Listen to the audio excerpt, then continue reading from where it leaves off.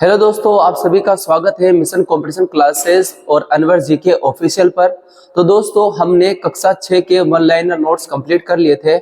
आज हम कक्षा 7 के वन लाइनर नोट्स देखने वाले हैं, जहां से आप लोगों के रीट लेवल 1 में, लेवल 2 में, सेकंड ग्रेड में और आरएस में क्वेश्चन बन सकते हैं और ये बहुत ही जरूरी है आप सभी के लिए। तो दोस्तों, चलते हैं बिना देरी किए हुए क्वेश्चन आंसर की तरफ, नोट्स की तरफ। तो दोस्तों, पहला क्वेश्चन है आप लोगों के, चुकंदर, चना, अरंडी किस फसल ऋतु में आती है? तो दोस्तों, रबी की फसल में।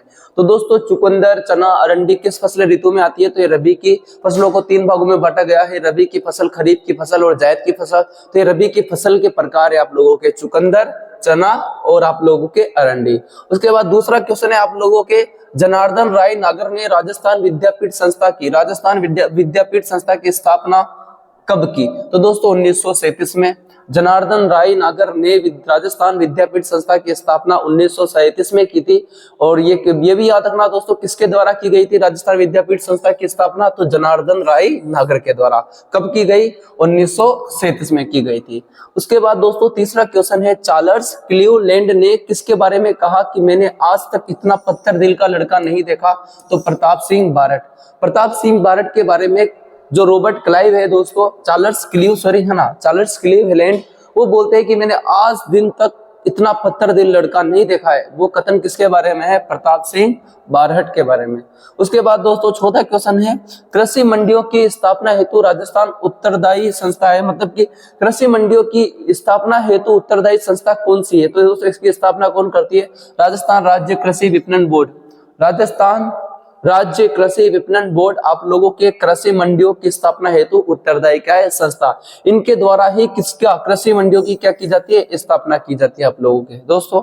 उसके बाद बढ़ते हैं दोस्तों अगले क्वेश्चन की तरफ। अगला क्वेश्चन है पांचवा क्वेश्चन है, कौन सी वस्तु राजस्थान में निर्यात नहीं की जाती? तो दोस्तों, कौन सी वस्तु राजस्थान में निर्यात नहीं की जाती? तो सोना आप लोगों के दोस्तों बहुमूल्य खनिज है, जो कि राजस्थान के दक्षिणी भाग यानी कि बांसवाड़ा जिले के अंदर आनंदपुरा भूगिया, जगपुरा भूगिया, घोटिया, अंबा वहां से प्राप्त किया जाता है, जो कि आप वहां भंडार है ना, लेकिन वहां भंडार उत्पादन नहीं होता है, इसलिए दोस्तों आप लोगों के ये निर्यात नहीं होता है। क्या होता है? निर्यात नहीं होता है। मतलब निर्यात का मतलब क्या होता है? बाहर भेजा नहीं जाता है, मतलब कि अपन क्या करते हैं? उसे आयात करते हैं। क्या करते हैं? आयात। अन्य देशों से गोल्ड अपन क्या करते हैं? आयात। ध्यान देना। देखो, कौन सी वस्तु राजस्थान में निर्यात नहीं की जाती है? तो कौन सी वस्तु निर्यात नहीं की जाती है? सोना, क्योंकि सोना को हम क्या करते हैं दोस्तों? आयात करते हैं।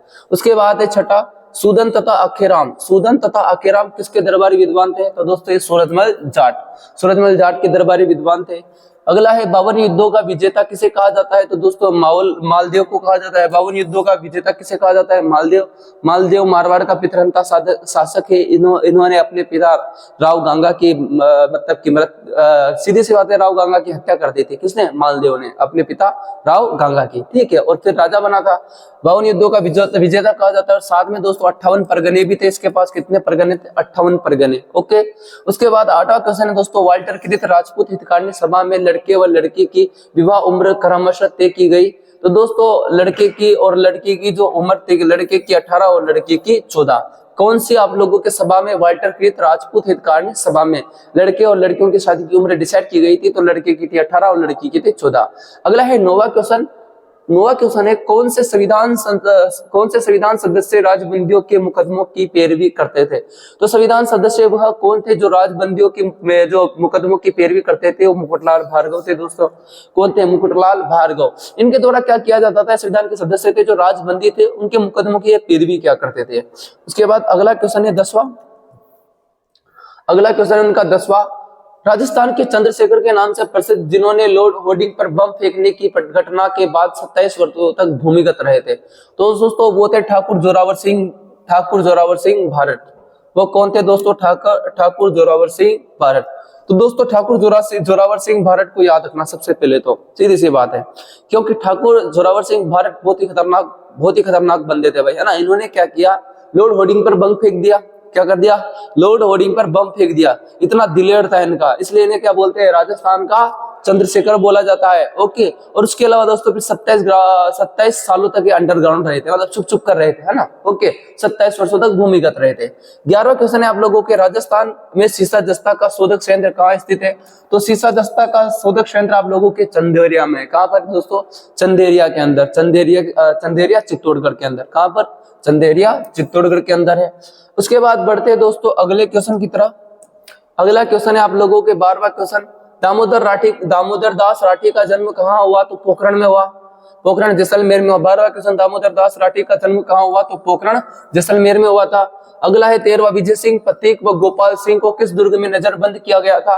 तो विजय सिंह पथिक, जिन्हें किसान आंदोलन के जनक बोला जाता है, राजस्थान किसान आंदोलन का जनक किसे बोला जाता है? आप लोगों के विजय सिंह पथिक को। ठीक है, और आप लोगों के गोपाल सिंह को किस जेल में बंदी बनाकर रखा गया था? तो टोडगढ़ जेल में। और दोस्तों गोपाल सिंह खरवा की टोडगढ़ जेल में क्या हो जाती है? मृत्यु। गोपाल सिंह खरवा के टोडगढ़ जेल में क्या हो जाती है? मृत्यु। अगला है दोस्तों 14, मास्टर कालीचरण ने सेवा समिति का गठन कहाँ किया था? तो दोस्तों चिड़वा में। कहाँ पर किया था? चिड़वा में। ठीक है, ओके। मास्टर कालीचरण ने सेवा समिति का गठन कहाँ किया था? चिड़वा में। 15वां, डाकन प्रथा अधिनियम कब बना? तो डाकन प्रथा अधिनियम 1853 में बना था। डाकन प्रथा अधिनियम कब बना? 1853 में बना था। 16, 1819 ईस्वी में आधुनिक शिक्षा का पहला विद्यालय कहाँ स्थापित हुआ? तो दोस्तों अजमेर में। 1819 ईस्वी में आधुनिक शिक्षा का पहला विद्यालय कहाँ स्थापित हुआ था? तो दोस्तों अजमेर में होता है। और वर्तमान में आरपीएससी भी कहाँ है आप लोगों के? अजमेर के अंदर। ओके, बढ़ते हैं दोस्तों अगले क्वेश्चन की तरफ। अगला 17वां क्वेश्चन है आप लोगों के, राजस्थान राज्य कृषि विपणन बोर्ड की स्थापना कब की गई? तो 1974 में की गई थी। राजस्थान राज्य, ये वेरी इंपॉर्टेंट है, फिर बोल दो दोस्तों, ये वेरी इंपॉर्टेंट है आप लोगों के, वेरी इंपॉर्टेंट है। राजस्थान राज्य कृषि विपणन बोर्ड की स्थापना 1974 में की गई थी। कहां पर की गई थी? 74 में। आप लोगों को कमेंट में बताना इसका मुख्यालय कहाँ है, इसका दोस्तों हेडक्वार्टर कहां पर, इसका मुख्यालय कहां पर है? राजस्थान राज्य कृषि विपणन बोर्ड का। क्या जयपुर में है, जोधपुर में, बीकानेर में, जैसलमेर में है? आंसर देना है कमेंट में आप लोगों को दोस्तों इस क्वेश्चन का। 17वें क्वेश्चन का जो आंसर जो मैंने पूछा है, राजस्थान राज्य कृषि विपणन बोर्ड का मुख्यालय कहां पर है, इसका जवाब सभी देना जो भी वीडियो देख रहे हैं। 18वां क्वेश्चन है, जीरे के लिए प्रसिद्ध मंडी किस जिले में स्थित है? तो जीरे के लिए जो प्रसिद्ध मंडी है वो जोधपुर की है दोस्तों। जोधपुर की मंडी किसके लिए प्रसिद्ध है दोस्तों? जीरे के लिए प्रसिद्ध है। 19वां, अंग्रेजी भाषा राजकीय भाषा कब बना दी गई? तो दोस्तों 1835 में अंग्रेजी भाषा को राजकीय भाषा बना दिया गया था दोस्तों 1835 के अंदर। 20वां क्वेश्चन है, बीकानेर राज्य के प्रतिनिधि के रूप में किन्हें संविधान सभा के सदस्य बनाया गया था? तो बीकानेर के प्रतिनिधि के रूप में जो संविधान सभा में गए थे वो थे के.एम. पन्नीकर। वो कौन थे दोस्तों? के.एम. पन्नीकर। वो कौन थे दोस्तों? के.एम. पन्नीकर बीकानेर के प्रतिनिधि के रूप में संविधान सभा में शामिल हुए थे। 21वां है, तनसुख लाल का संबंध किस प्रजामंडल से है? तो कोटा से। तनसुख लाल का संबंध किस प्रजामंडल से है? तो कोटा से। कोटा प्रजामंडल से किसका है दोस्तों? आप लोगों के तनसुख लाल का संबंध है। वेरी इंपॉर्टेंट है दोस्तों, ये क्वेश्चन बहुत ही अच्छे होते हैं। तनसुख लाल का संबंध किस प्रजामंडल से है? कोटा प्रजामंडल से है। उसके बाद दोस्तों अगला क्वेश्चन है, अगला क्वेश्चन देखते हैं 22वां क्वेश्चन। 22वां क्वेश्चन देखते हैं, भारतीय संविधान की मूल प्रति में भारतीय इतिहास, परंपरा, संस्कृति को दर्शाने वाले 22 चित्र बने हैं। इनमें से कुछ चित्रांकन राजस्थान के किस कलाकार द्वारा किया गया है? तो वो देखो दोस्तों कितना इंपॉर्टेंट, कितनी बड़ी बात कही है कि जो भारत का संविधान है, भारत के संविधान की मूल प्रति है, उसमें भारतीय इतिहास, परंपरा, संस्कृति, भारत का इतिहास, परंपरा, संस्कृति, ये कितने चित्र है?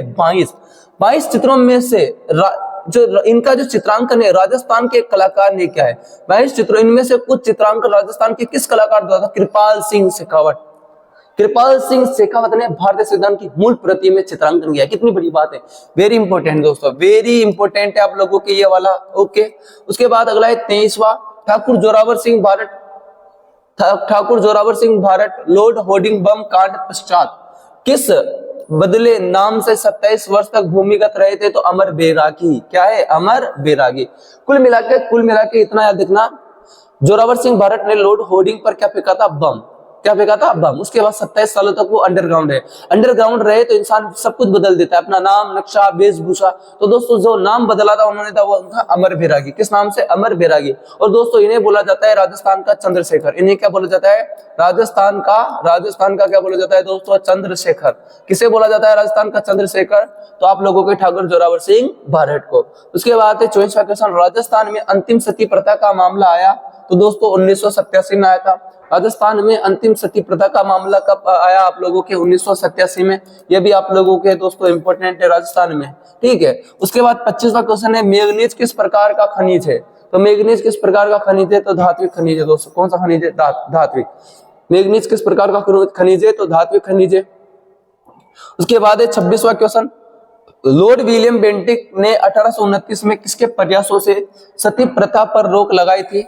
1829 में सती प्रथा पर आप लोगों के लॉर्ड विलियम बेंटिक ने किसके प्रयासों से? तो राजा राम मोहन राय के प्रयासों से। ध्यान देना, राजा राम मोहन राय और आप लोगों के लॉर्ड विलियम बेंटिक, इन दोनों ने मिलकर 1829 के अंदर किस प्रथा पर रोक लगाने का प्रयास किया था? तो सती प्रथा। कौन सी प्रथा? सती प्रथा।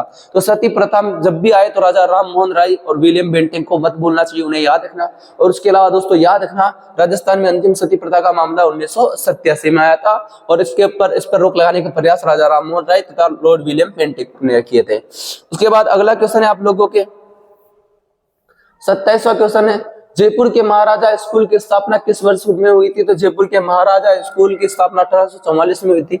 1844 में हुई थी आप लोगों के। 28वां क्वेश्चन है, कन्यावध पर रोक लगाने वाली प्रथम रियासत थी? तो कोटा। कन्यावध पर सर्वप्रथम यदि किसी रियासत ने रोक लगाई वो कोटा रियासत थी। उसके बाद है आप लोगों के 29वां क्वेश्चन, सर्वप्रथम 10 दिसंबर 1903 में किस रियासत ने बाल विवाह व अनमेल विवाह निषेध कानून बनाया? तो अलवर। किस पर? अलवर। तो सर्वप्रथम अलवर रियासत के द्वारा बाल विवाह और अनमेल विवाह पर 10 दिसंबर 1903 में आप लोगों की क्या बनाया गया था? कानून। अनमेल विवाह निषेध कानून, बाल विवाह अनमेल विवाह निषेध कानून बनाया गया, अलवर रियासत। ध्यान देना, ओके। और आप लोगों के कन्यावध पर मतलब रोक लगाने वाली प्रथम रियासत थी कोटा। कैसे याद रखोगे? क से कन्यावध और क से कोटा रियासत द्वारा, ठीक है। क से कन्यावध, क से कोटा रियासत द्वारा, है ना, रोक लगाई गई।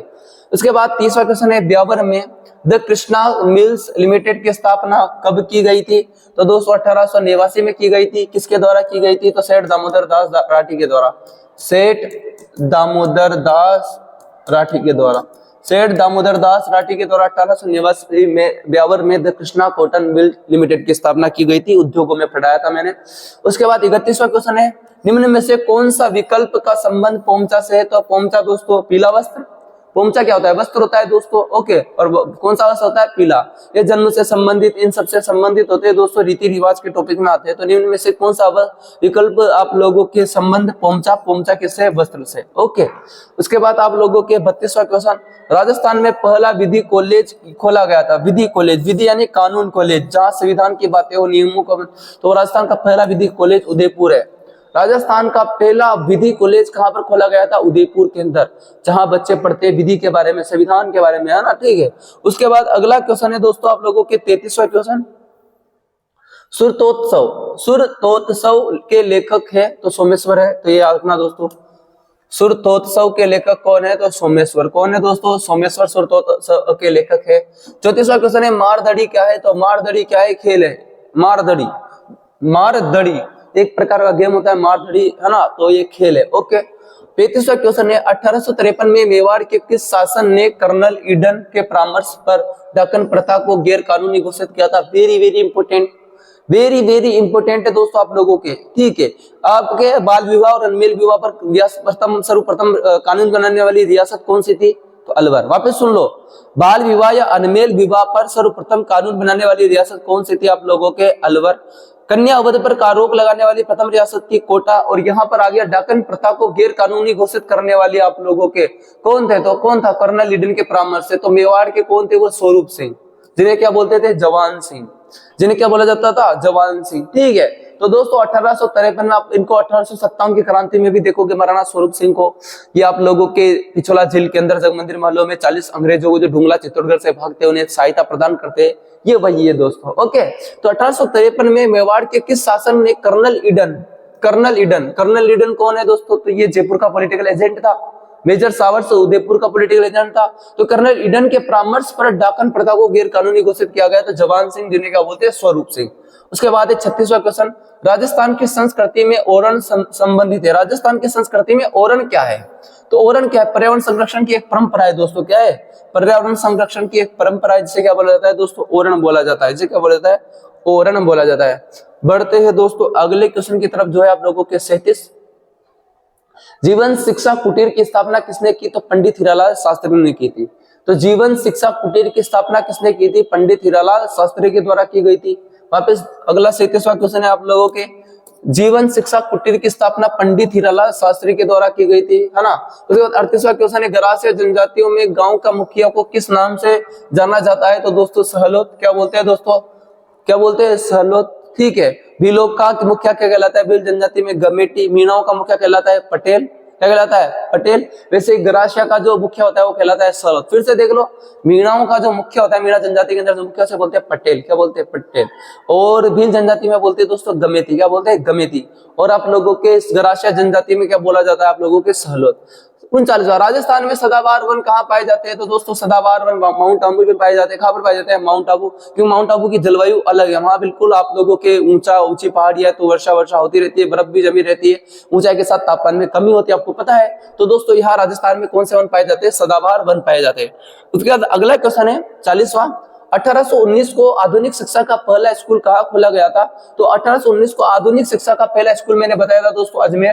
कहां पर खोला गया था? तो अजमेर। 41वां, किस अभिलेख में सुदर्शनशील के निर्माण का विवरण प्राप्त है? तो सुदर्शनशील के निर्माण का तो जूनागढ़। कौन सा है दोस्तों आप लोगों के? जूनागढ़। ओके। किस अभिलेख में सुदर्शनशील के निर्माण का विवरण मिलता है? तो जूनागढ़ अभिलेख में। उसके बाद बढ़ते दोस्तों अगले क्वेश्चन की तरफ। अगला क्वेश्चन है 42वां, 19वीं सदी के अंत तक किस एक रियासत को छोड़कर सभी रियासतों ने शिक्षण संस्थाएं शुरू की? तो जैसलमेर रियासत को छोड़कर सभी रियासतों ने शिक्षण संस्थाएं शुरू कर दी थी दोस्तों।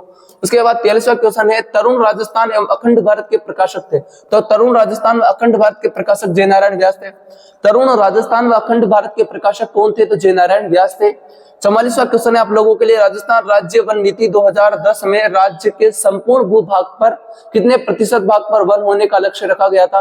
तो राजस्थान राज्य वन नीति 2010 में राज्य के संपूर्ण भूभाग पर कितने प्रतिशत भाग पर वन होने का लक्ष्य रखा गया? तो 20। कौन से? 20। अपन वर्तमान वन नीति भी देख लेंगे दोस्तों आप लोगों के। भारत में तो बोला गया कितने प्रतिशत क्षेत्र पर वन होने चाहिए? 33%। ठीक है, लेकिन राजस्थान की भौगोलिक दशा ऐसी है ही नहीं। अब राजस्थान के लक्ष्य में बात करें, राजस्थान के उपलक्ष्य में बात करें, तो राजस्थान की भौतिक दशाएं ऐसी नहीं है, क्योंकि राजस्थान के पश्चिम में मरुस्थल है, फिर अरावली है, फिर आप लोगों के मैदान है, फिर दक्षिण पूर्वी पठार है, तो सब जगह अलग अलग होता है। ओके, तो राजस्थान का तो लगभग आप लोग जब मैं पढ़ाऊंगा वन, तो आप देखना वहां पर कितना प्रतिशत है। अभी याद रखना कि ये नॉर्मल क्वेश्चन है। राजस्थान राज्य वन नीति 2010 में कहा गया था कि लगभग कितने प्रतिशत भूभाग पे वन होने चाहिए आप लोगों के? तो कितने प्रतिशत? राजस्थान के 20% भूभाग पर वन होने चाहिए। 45वां क्वेश्चन है, धात्विक खनिज समूह की पहचान कीजिए। तो यहाँ दोस्तों ये राइट ऑप्शन है, सीसा धात्विक है, तांबा भी धात्विक है, और लोहा भी क्या है? धात्विक। ओके, सीसा भी आप लोगों क्या है? धात्विक है, तांबा भी धात्विक है, और लोहा भी क्या है? आप लोगों की धात्विक है। ध्यान देना, धात्विक में भी दो प्रकार के होते हैं, लोह धात्विक, अलोह धात्विक। ठीक है, तो लोहा तो लोह धात्विक है, लोहा तो लोह धात्विक है, और ये दोनों आप लोगों के अलोह धात्विक है। कौन से? अलोह धात्विक। 46वां, निम्न में से व्यापारिक फसल है, तो व्यापारिक फसल कौन से आप लोगों की? तंबाकू। तंबाकू एक व्यापारिक फसल है दोस्तों। तंबाकू क्या है? एक व्यापारिक फसल है। बढ़ते दोस्तों अगले पॉइंट की तरफ, अगले क्वेश्चन की तरफ। अगला क्वेश्चन है आप लोगों के 47वां, भाषा भूषण आनंद प्रकाश सिद्धांत बोध प्रबोध चंद्रदेव पुस्तकें किसके द्वारा लिखी गई? तो दोस्तों 4-5 पुस्तकें, जैसे कि भाषा भूषण, आनंद प्रकाश, सिद्धांत बोध, प्रबोध, चंद्रदेव, ये किसके द्वारा लिखी गई? तो महाराजा जसवंत सिंह के द्वारा लिखी गई थी। महाराजा जसवंत सिंह के द्वारा लिखी गई पुस्तकों का नाम है भाषा भूषण, आनंद प्रकाश, सिद्धांत बोध, प्रबोध, चंद्रदेव। ओके, 48वां क्वेश्चन है, सवाई जयसिंह ने कब नक्षत्रों की गति की गणना करने के लिए एक शुद्ध सारणी का निर्माण कराया, जिसका नाम तत्कालीन बादशाह के नाम पर जीजे मोहम्मद शाही रखा गया था? तो जीजे मोहम्मद शाही का निर्माण कब रखा गया था? 1725 में। 1725 में। ठीक है, 1725। सवाई जयसिंह जो कि जयपुर के राजा हुआ करते थे आप लोगों के, सवाई जयसिंह ने नक्षत्रों की गति की गणना करने के लिए एक शुद्ध सारणी का निर्माण करवाया, जिसका नाम तत्कालीन बादशाह के नाम पर क्या रखा? जीजे मोहम्मद शाही। मोहम्मद शाह के नाम पर जीजे मोहम्मद शाही। और याद रखना दोस्तों 1725 में। इसके बाद 2 साल बाद दोस्तों जयपुर शहर की क्या करता है वो स्थापना? जयपुर शहर की स्थापना कब होती है? 1727 के अंदर। क्लियर आप लोगों के। उसके बाद है चंदेरिया सीसा जस्ता शोधक यंत्र किस जिले में स्थित है? तो दोस्तों चित्तौड़गढ़ जिले में, पहले बता चुका हूं मैं। 50 क्वेश्चन है। 50वां क्वेश्चन है राजस्थान का किन खनिजों में एकाधिकार है? राजस्थान का दोस्तों वर्तमान की बात की जाए, ये पुराना आंकड़ा है, ये तो कौन सा आंकड़ा है दोस्तों? पुराना आंकड़ा है, लेकिन वर्तमान में आप लोगों के कौन कौन से खनिज मैं बताऊं? वर्तमान में आप लोगों को मैं बताता हूं, वर्तमान में राजस्थान में किन किन खनिजों में क्या है? एकाधिकार है। ये पुराना आंकड़ा है तो याद रखना। राजस्थान का एक खनिजों में एकाधिकार, एक तो दोस्तों सीसा में है, सीसा में राजस्थान का एकाधिकार है, और आप लोगों के जस्ता में राजस्थान का एक एकाधिकार है। वोलेस्टोनाइट, वोलेस्टोनाइट में भी एकाधिकार है, और उसके अलावा दोस्तों सेलेनाइट, उसके अलावा आप लोगों के ये दोस्तों सेलेनाइट है, सेलेनाइट में भी राजस्थान का। ये 4 खनिजों में राजस्थान का वर्तमान 2023-24 की जो आर्थिक समीक्षा है उसमें लिखा हुआ है सीसा जस्ता, सेलेनाइट और वोलेस्टोनाइट। ओके, सीसा जस्ता आपको कहां मिलेगा? सीसा जस्ता उदयपुर के अंदर मिलेगा। मेन कहां पर? उदयपुर के अंदर, जावर के खाने। वोलेस्टोनाइट आपको सिरोही में, बेल का मगरा सिरोही में मिलेगा, बेल का मगरा सिरोही में मिलेगा। सेलेनाइट आपको दोस्तों बाड़मेर में, सेलेनाइट कहां मिलेगा आप लोगों को? बाड़मेर के अंदर। अगले क्वेश्चन राजस्थान, अगला क्वेश्चन 51वां, राजस्थान सरकार ने कृषि प्रसंस्करण, कृषि व्यवसाय एवं कृषि निर्यात प्रोत्साहन नीति का निर्माण कब किया गया था? तो 2019 में किया था। 52वां क्वेश्चन है राजस्थान में सर्वाधिक सिंचाई किससे होती है? तो दोस्तों नलकूपों से होती है। किससे होती है दोस्तों? नलकूपों से। किससे होती है? नलकूपों से। 4-5 ऑप्शन रहेंगे आप लोगों के पास, क्या क्या रहेंगे? एक तो होगा दोस्तों नहर, एक तो नहर होगा वहां, और एक होगा आप लोगों के क्या होगा? नलकूप, और दूसरा होगा आप लोगों के तालाब। क्या होगा दोस्तों? आप लोगों के तालाब, ठीक है, और एक हो सकता है आप लोगों के कुएं। क्या हो सकते हैं? कुएं। तो दोस्तों सबसे ज्यादा इन चारों में कौन से होगा? नलकूपों से। किसके द्वारा होती है? नलकूपों के द्वारा, ध्यान देना। ओके, उसके बाद अगला है कृषि उपज मंडी। कृषि उपज मंडी में मध्य प्रदेश से वसूल जाता है, तो ये लाइसेंस शुल्क, कौन सा शुल्क वसूला जाता है कृषि उपज मंडी में? मध्यस्थों से। I am very very sorry, मैंने मध्य प्रदेश पढ़ लिया, उसके लिए कृषि उपज मंडी में मध्यस्थों से वसूला जाता है। जो मीडिएटर होते हैं ना, जिसको ना मीडिएटर होते हैं उनसे, तो वो हमेशा जो मीडिएटर उनसे तो लाइसेंस शुल्क है ना, जो भी आप लोगों के लाइसेंस शुल्क लिया जाता है उनसे, तो मध्यस्थों से वसूला जाता है लाइसेंस शुल्क। 54वां क्वेश्चन है किसके व्यक्तित्व में कटार, कलम और कला की त्रिवेणी थी? ये बहुत ज्यादा इंपॉर्टेंट है दोस्तों, ये मेरे गुरुजी ने पढ़ाया था, ठीक है, मुझे अच्छे से याद है। कटार, कलम और कला का धनी किसे बोला जाता है? तो दोस्तों कौन हो सकता है? महाराणा कुंभा। महाराणा कुंभा ही हो सकता है दोस्तों। कौन हो सकता है? महाराणा कुंभा। तो दोस्तों आंसर क्या होगा? कुंभा। कुंभा को क्या बोलते हैं दोस्तों? कटार। उन्होंने युद्ध भी लड़े, कलम दे, उन्होंने हर एक चीज को बढ़ावा दिया। कला, उन्होंने कितने दुर्ग बनाए आप लोगों के? 32 दुर्गों का निर्माण करा। कितने दुर्गों का? 32 दुर्गों का। ओके, तो कटार, कलम और आप लोगों के कला का धनी किसे बोला जाता है? त्रिवेणी कुंभा को बोला जाता है। 55वां क्वेश्चन है आप लोगों के, 55वां क्वेश्चन है रायसिंह महोत्सव और ज्योतिष रत्नमाला और ग्रंथों की रचना किसने की थी? तो रायसिंह महोत्सव महाराजा रायसिंह और ज्योतिष रत्नमाला महाराजा रायसिंह। देखो ये देखो, इन ग्रंथों की रचना किसने की थी? महाराजा रायसिंह ने।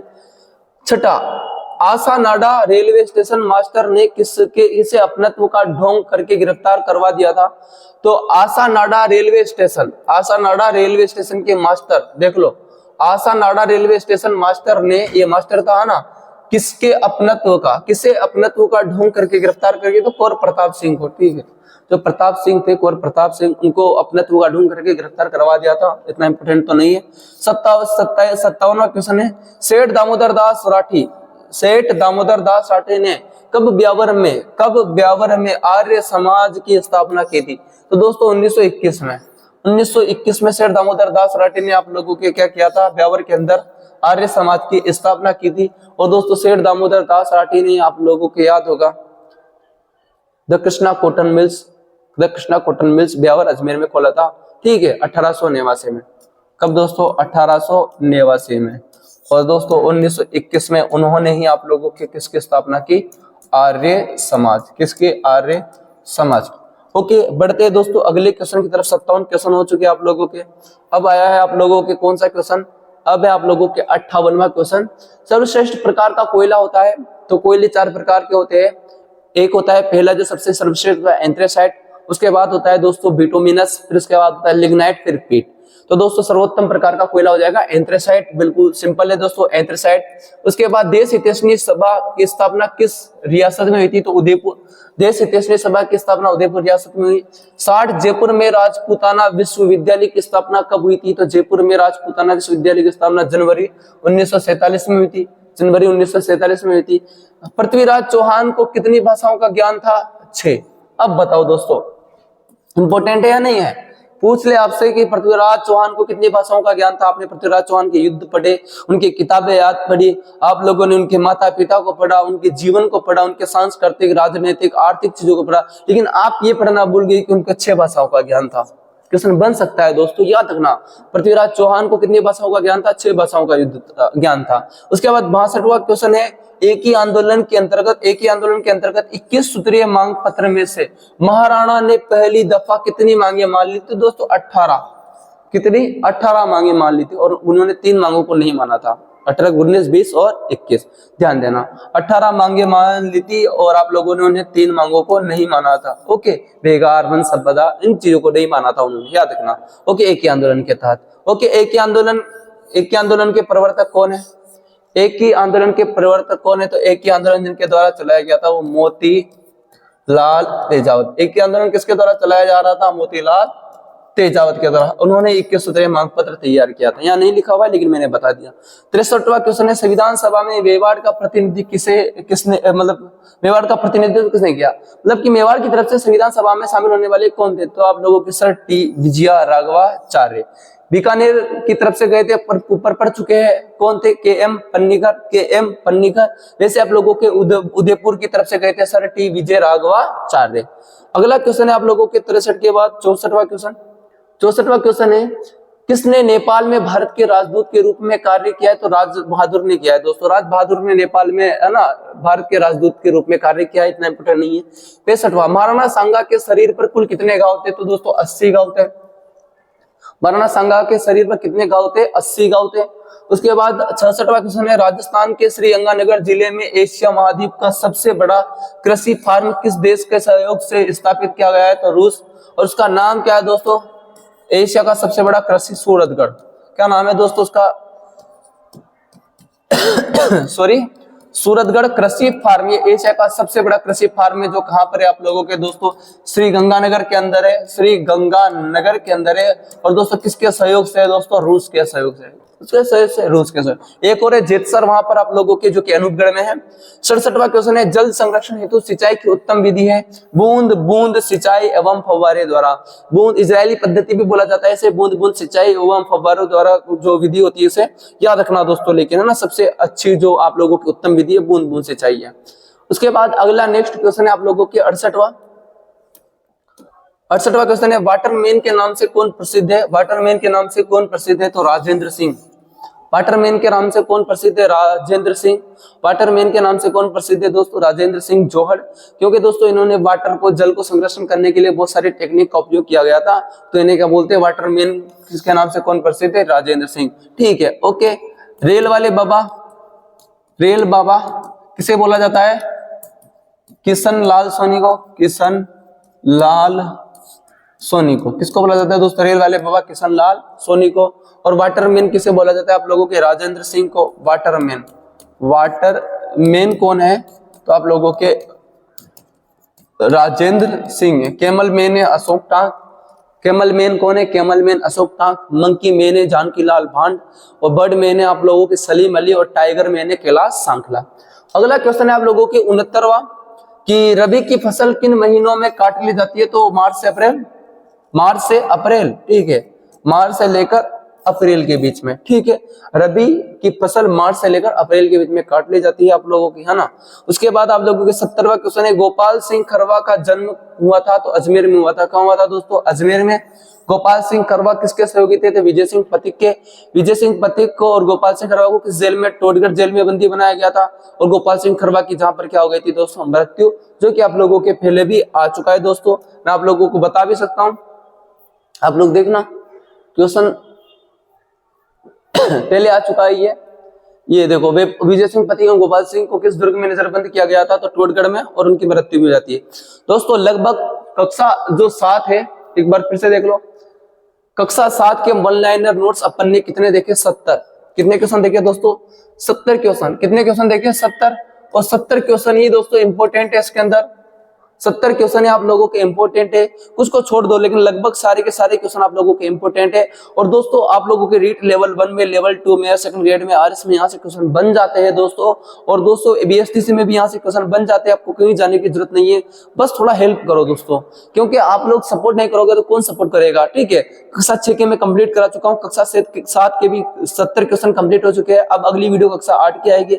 आप सभी वीडियो को लाइक करना, वीडियो को लाइक करने के साथ ही दोस्तों को शेयर कर देना और चैनल को सब्सक्राइब कर देना दोस्तों। ज्यादा से ज्यादा सपोर्ट देना और मैंने कुछ क्वेश्चन बीच में पूछे, उनका जवाब कमेंट में जरूर देना।